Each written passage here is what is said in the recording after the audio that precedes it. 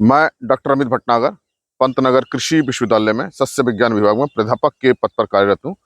इस चैनल के माध्यम से मेरा प्रयास है किसानों तक सही जानकारी पहुंचे ताकि उसका लाभ वो खेती में ले सकें। आज जो बात करना चाहता हूँ वो ये है कि फसलों की बुआई के समय हमें जिप्सम कितना देना चाहिए और किन फसलों में हमें जिप्सम देना चाहिए। देखिए, जिप्सम दो तरह से प्रयोग किया जाता है, भूमि को सुधारने के लिए भी और एज ए फर्टिलाइजर भूमि को पोषक तत्व देने के लिए भी। जिप्सम में दो आवश्यक पोषक तत्व होते हैं, कैल्शियम और सल्फर। तो अगर हमें ऐसी भूमि का सुधार करना है जिसमें सोडियम ज़्यादा है, जिसे हम सोडिक सॉइल कहते हैं या एल्कली सॉइल कहते हैं, वहाँ जिप्सम बहुत ज़्यादा डालना पड़ता है और फिर जिप्सम डालने के बाद पानी भर के उस खेत में निच्छालन मतलब लीचिंग करनी पड़ती है।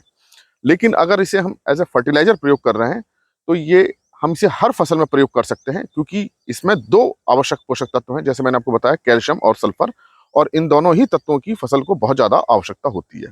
तो जिप्सम का प्रयोग हमें हर फसल में करना चाहिए और ख़ास तौर से ऐसी फसलें जिनसे तेल निकलता है, जैसे मूंगफली है, सोयाबीन है, सरसों है, उसमें तो जिप्सम हमें ज़रूर देना चाहिए, क्योंकि जो तेल की जो मात्रा बढ़ती है वो सल्फर से बढ़ती है, जिसे हम गंधक कहते हैं, और जिप्सम में ये सल्फर गंधक होता है।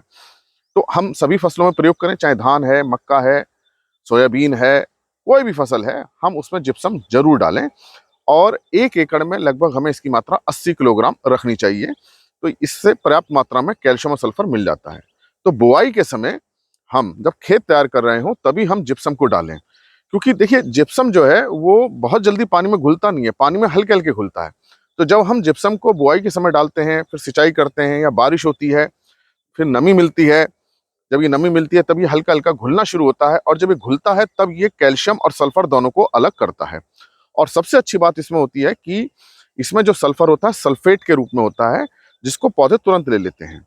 जे जो सल्फर का जो लेने का जो रूप है वो सल्फेट है और पौधे सल्फेट के रूप में ही सल्फर को लेते हैं। तो जिप्सम के अंदर सल्फर सल्फेट के रूप में है। तो जब ये पानी में घुलता है जिप्सम, तो कैल्शियम अलग हो जाता है, सल्फेट अलग हो जाता है और इस सल्फेट को जड़ें लेना शुरू कर देती हैं और कैल्शियम को भी जड़ें लेती हैं। अभी कैल्शियम का बड़ा इंपॉर्टेंट रोल होता है पौधों की जड़ों के विकास में, पौधे के विकास में, तने के विकास में, पत्तियों के विकास में, पौधे की जो कोशिका भित्ति बनती है उसको बनाने में, कोशिका जो विभाजन होता है कैल्शियम, उसमें बहुत इंपॉर्टेंट उसका रोल होता है। तो पौधे के ओवरऑल डेवलपमेंट में कैल्शियम बहुत इंपॉर्टेंट रोल होता है उसका। इसी तरह सल्फर की बहुत इंपॉर्टेंट रोल है प्रोटीन बनाने में। नाइट्रोजन मुख्यतः प्रोटीन बनाने में काम आती है, लेकिन नाइट्रोजन के साथ साथ सल्फर भी चाहिए। तो ये सल्फर बनाने में जो सल्फर जो है प्रोटीन बनाने में काम आती है, क्लोरोफिल बनाने में काम आती है। तो जितनी भी प्रोटीन्स बनती हैं उसमें सल्फर का बहुत इंपॉर्टेंट काम होता है। तो जब ये दोनों ही तत्व शुरुआत से ही मिलने शुरू हो जाते हैं तो जो फसल है या जो पौधे हैं बहुत अच्छे ढंग से शुरुआत में चलते हैं। लेकिन अगर हम खड़ी फसल में जिप्सम को डालेंगे तो अधिकांश मात्रा ऊपर रह जाएगी, मिट्टी के ऊपर ही रह जाएगी, जड़ तक नहीं पहुंच पाएगी और जो थोड़ी बहुत मात्रा पहुंचेगी उसको घुलने में काफी समय लग जाएगा, तब तक जो न्यूट्रिएंट की जो डिमांड का जो पीरियड है वो निकल जाता है।